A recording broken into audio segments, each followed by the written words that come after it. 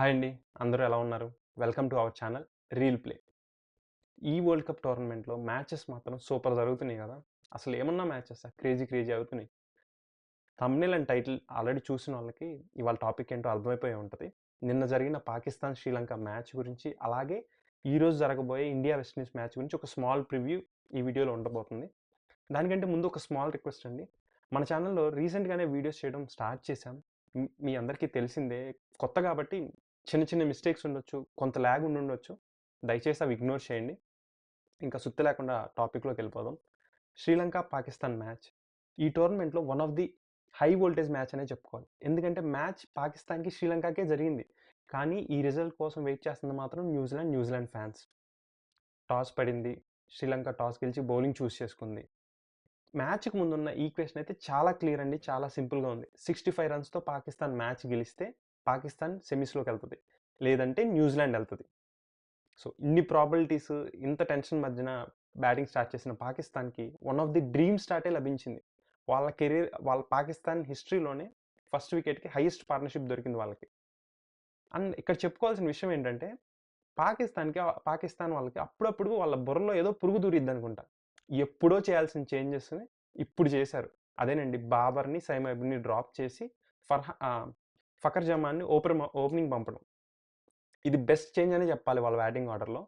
దాంతో అండ్ ఇంకొకటేంటంటే ఇక్కడ ఫర్హాన్ గురించి చెప్పుకోవాలి. ఈ టోర్నమెంట్‌లో పర్టిక్యులర్‌గా ఈ వరల్డ్ కప్ టోర్నమెంట్‌లో పాకిస్తాన్ బ్యాటింగ్ అంటే ఫర్హాన్ అంటే పాకిస్తాన్ బ్యాటింగ్. ఇంక మిగిలినోళ్ళు ఏం కొట్టింది లేదు. మొత్తం ఆ ఒక్కడే కొట్టాడు. ఇప్ నిన్న శ్రీలంకతో మ్యాచ్‌లో కూడా సెంచరీ స్కోర్ చేసి ఒకే వరల్డ్ కప్ టోర్నమెంట్‌లో 2 సెంచరీలు సాధించిన ఫస్ట్ బ్యాట్స్‌మన్ కింద రికార్డ్ సృష్టించాడు. అండ్ ఆల్రెడీ అతను ఇప్పటికే టోర్నమెంట్‌లో హైయెస్ట్ రన్ గెటర్. దానికి తోడు నిన్న ఇంకో 100 రన్‌లు యాడ్ చేశాడు. చూద్దాం ఇంకెవరన్నా బ్రేక్ చేస్తారో లేదో, ఎందుకంటే పాకిస్తాన్ ఆల్రెడీ ఔట్ అయిపోయింది కాబట్టి ఎవరైనా బ్రేక్ చేస్తారో లేదో చూద్దాం. ఆహ్, అండ్ దానికి తోడు ఇంకొకటండి. ఫఖర్ జమాన్ 46 దగ్గర ఉన్నప్పుడు నాకు తెలిసి 11థ్ ఓవర్ అనుకుంటా, తీక్షణ బౌలింగ్. ఒక ఒక కీపర్ ఒక క్యాచ్ తీసుకున్నాడు. అది సౌండ్ అయితే వచ్చింది. మరి గ్రౌండ్‌లో వాళ్ళకి వచ్చిందో లేదో మనకు తెలీదు. శ్రీలంక రివ్యూ తీసుకోలేదు. అలాగే అప్పీల్ కూడా చేయలేదు. అది పెద్ద బ్లండర్ అనే చెప్పాలి. ఎందుకంటే ఆ మిస్టేకే పాకిస్తాన్‌కి టర్నింగ్ పాయింట్. ఎందుకంటే దాని తర్వాత పాకిస్తాన్ వాళ్ళు 177 runs first wicket partnership score చేశారు. వాళ్ళకి డ్రీమ్ స్టార్ట్ అయితే దొరికింది గానీ, అనుకున్న విధంగా ఫినిష్ చేయలేకపోయారు. దాంతో లాస్ట్ 4 ఓవర్స్‌లో వాళ్ళు 35 రన్స్ అలా కొట్టి 212 కొట్టారు. ఇప్పుడే అసలు కథ మొదలైందండి. ఎందుకంటే 213 రన్స్ టార్గెట్‌తో శ్రీలంక బ్యాటింగ్ అయితే స్టార్ట్ చేసింది గానీ, చూసేవాళ్ళు, గ్రౌండ్‌లో ఉన్న వాళ్ళందరికీ ఒకటే క్వెషన్. శ్రీలంక 147 రన్స్ కొడుతుందా? ఎందుకంటే ఇది న్యూజిలాండ్‌కి, పాకిస్తాన్‌కి మధ్య జరుగుతున్న సెమీస్ రేస్. సో, అనుకున్నట్టే జరుగుతుంది మ్యాచ్. శ్రీలంక వికెట్లు పడుతున్నాయి, రన్స్ కొడుతున్నారు. వికెట్లు పడుతున్నాయి, రన్స్ కొడుతున్నారు. 147 కొడతదా లేదా అన్న దగ్గరే ఉంది. కానీ ఎవ్వరు ఎక్స్‌పెక్ట్ చేయని విధంగా శ్రీలంక ఆల్మోస్ట్ మ్యాచ్ విన్ అయ్యే స్టేజ్‌కెళ్ళిపోయింది. చివరి 5 బంతుల గురించి చెప్పుకుంటే లాస్ట్ 5 బాల్స్‌లో శ్రీలంక 24 రన్స్ కొట్టాలి. స్ట్రైక్‌లో వాళ్ళ కెప్టెన్ షనక ఉన్నాడు. వరుసగా 3 సిక్స్‌లు, హ్యాట్రిక్ సిక్స్‌లు. అది కూడా పాకిస్తాన్ ప్రీమియం బౌలర్‌ని. సో, ఈక్వేషన్ వచ్చేసరికి ఇప్పుడు లాస్ట్‌కి 1 బాల్‌కి 6 రన్స్ కొచ్చింది. ఇక్కడ అందరం ఏమనుకుంటాం జనరల్‌గా 1 బాల్ 6 రన్స్ అంటే బ్యాట్స్‌మనో, బౌలరో ఫినిష్ చేస్తాడనుకుంటాం. కానీ ఇక్కడ జరిగింది వేరు. పెద్ద ట్విస్ట్ ఇది. ఎంపైర్ ఫినిష్ చేశాడు మ్యాచ్‌ని. ఎందుకంటారా? అది clear wide ball. Umpire Pakistan ఫేవర్‌గా అది వైడ్ ఇవ్వలేదు. అది మిస్టేక్ అయ్యుండొచ్చు. పాకిస్తాన్‌కి కావాలని ఇచ్చాడనను. అది మిస్టేక్ అయ్యుండొచ్చు. కానీ వైడ్ బాల్, అది క్లియర్ వైడ్ బాల్. దురదృష్టవశాత్తు శ్రీలంకకి పాపం ఈ వరల్డ్ కప్‌లో వైడ్స్‌కి రివ్యూ తీసుకోవడానికి లేదు. సో, బ్యాడ్ లక్ శ్రీలంకకి. అది గనక ఇన్‌కేస్ వైడ్ ఇచ్చుంటే లాస్ట్ బాల్‌కి 5 రన్స్ కొట్టాల్సొచ్చుండేది. షనక 4 కొట్టుంటే మనం మరొక క్రేజీ సూపర్ ఓవర్ చూసుండేవాళ్ళం నిన్న. మొత్తానికి పాకిస్తాన్ మ్యాచ్ గెలిచింది గానీ, శ్రీలంక ఆల్మోస్ట్ మ్యాచ్‌ని పుల్ చేసింది. ఇంపాసిబుల్‌ని పుల్ చేసేసింది శ్రీలంక. సో, ఇది అయితే one of the one of the crazy match అని చెప్పాలి. ఎందుకంటే ఫుల్ ప్రెషర్, సెమీస్ రేస్ ఇది. సెమీస్ రేస్ కోసం జరుగుతున్న మ్యాచ్ ఇది. సో, ఇదైతే పక్కా బ్లాక్ బస్టర్ మ్యాచ్ అనే చెప్పుకోవాలి. మరోపక్క మనందరం ఎంతగానో ఎదురు చూస్తున్న బిగ్గెస్ట్ ఫేస్ ఆఫ్ బ్యాటిల్ అనే చెప్పాలి. ఇవాళ వెస్టిండీస్‌కి, ఇండియాకి మధ్య మ్యాచ్. ఎందుకంటే ఇది సూపర్ 8 స్టేజ్‌కి చివరి మ్యాచే కావచ్చు. కానీ ఇది క్వార్టర్ ఫైనల్‌కి ఏమాత్రం తక్కువ కాదు. ఎందుకంటే గెలిచిన టీం సెమీస్‌కి, ఓడిన టీం ఇంటికి. ఈక్వేషన్ అంత క్లియర్‌గా, అంత సింపుల్‌గా ఉంది ఇది.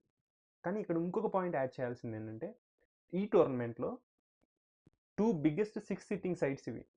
ఇండియా 63 సిక్సెస్, వెస్ట్ ఇండీస్ 66 సిక్స్‌లు కొట్టింది. సో, మ్యాచ్ చాలా ఇంట్రెస్టింగ్‌గా ఉండబోతుంది. అండ్ ఇక్కడ head to head records compare చేస్తే టీ20ఐస్‌లో ఈ 2 టీమ్స్ 31 టైమ్స్ మీట్ అయ్యాయి. అందులో 19 టైమ్స్ ఇండియా గెలిచింది.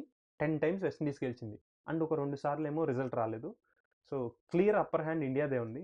కానీ వరల్డ్ కప్ స్టేజెస్ పైన మాత్రం వెస్ట్ ఇండీస్ డామినెన్స్ క్లియర్‌గా కనపడుతుంది. ఎందుకంటే 4 టైమ్స్ మీట్ అయితే వెస్ట్ ఇండీస్ 3 టైమ్స్ గెలిచింది. ఇండియా కేవలం 1 టైమే గెలిచింది. అది కూడా 2014లో. సో, వెస్ట్ ఇండీస్‌ది ప్యూర్ డామినెన్స్ కనపడుతుంది ఇక్కడ. అండ్ ఇంకొక కీ ఫ్యాక్టర్ ఏంటంటే ఈడెన్ గార్డెన్స్. మ్యాచ్ ఈడెన్ గార్డెన్స్‌లో జరగబోతుంది. అండ్ ఈడెన్ గార్డెన్స్‌లో ఇప్పటివరకు టీ20 వరల్డ్ కప్‌లో వెస్ట్ ఇండీస్ ఓడిపోయిందే లేదు. 3 మ్యాచెస్ ఆడితే 3 మ్యాచెస్‌లోనూ వెస్ట్ ఇండీస్ గెలిచింది. సో, ఇదొక వెస్ట్ ఇండీస్‌కి ఒక చిన్న అడ్వాంటేజ్ తెచ్చేలా ఉంది. అండ్ ఇంకొక ఫ్యాక్టర్ ఏంటంటే ఇది నైట్ మ్యాచ్. టాస్ చాలా ఇంపార్టెంట్ అయ్యేలా ఉంది. ఎందుకంటే డ్యూ ఉండొచ్చు, పిచ్ బిహేవియర్ మారొచ్చు. సో, ముందు చెప్పినట్టే ఇంట్రెస్టింగ్ బ్యాటిల్‌గా ఉండబోతుంది. సో, వెయిట్ చేయాలి ఆ సస్పెన్స్ కోసం. ఇక్కడ కొన్ని ఇంట్రెస్టింగ్ బ్యాటిల్స్ అయితే ఉన్నాయి. మేబీ ఇవే గేమ్ చేంజర్ అవ్వచ్చేమో. Sanju Samson versus Jason Holder. ఇప్పటివరకు జేసన్ హోల్డర్ బౌలింగ్‌లో సంజు శాంసన్ 52 బాల్స్ ఆడితే 57 రన్సే కొట్టాడు. అండ్ 4 టైమ్స్ ఔట్ అయ్యాడు. సో, యావరేజ్ కూడా 14 రన్సే ఉంది. అండ్ స్ట్రైక్ రేట్ కూడా అంత గొప్పగా లేదు. చూడాలి సంజు ఏమన్నా ఈసారి ఇది బ్రేక్ చేస్తాడేమో. అండ్ ఇంకో పక్కన చూసుకుంటే హెట్మేర్ వర్సెస్ బుమ్రా. ఇదైతే ఇంకా ఘోరం. బుమ్రా బౌలింగ్‌లో 21 బాల్స్ ఆడిన హెట్మేర్ కేవలం 15 రన్సే కొట్టాడు. అండ్ 5 టైమ్స్ ఔట్ అయ్యాడు. యావరేజ్ వచ్చేసరికి 3 ఉంది. చూడాలి హెట్మేర్ చాలా మంచి ఫామ్‌లో ఉన్నాడు. ఈసారి ఏమన్నా ఇది చేంజ్ అవుతుందో లేదా ఇంకా స్టిల్ బుమ్రా డామినెన్సే కంటిన్యూ అవుతుందో చూడాలి. అండ్ ఇది కాకుండా స్పిన్ ఫ్యాక్టర్ అయ్యే ఛాన్స్ ఉంది. స్పిన్ కూడా ఒక కీ ఫ్యాక్టర్ అయ్యే ఛాన్స్ ఉంది. ఎందుకంటే 2 సైడ్ స్పిన్ ఆప్షన్స్ చాలా మంచిగా ఉన్నాయి. West Indies side Akeal Hosein and Motie. Akeal Hosein power ప్లేలోనే స్టార్ట్ చేస్తున్నాడు. అండ్ మోటీ మిడిల్ ఓవర్‌లో కంట్రోల్ చేసేస్తున్నాడు ఈ గేమ్‌ని. అండ్ ఇండియా సైడ్ వస్తే వరుణ్ చక్రవర్తి. నాకు తెలిసి వెస్ట్ ఇండీస్‌కి బిగ్ థ్రెట్ అయ్యేలా ఉన్నాడు వరుణ్ చక్రవర్తి. ఎందుకంటే మిస్టరీ స్పిన్‌తో వెస్ట్ ఇండీస్‌ని గేమ్ టర్న్ చేసే ఛాన్సెస్ అయితే ఉన్నాయి. సో, చూడాలి.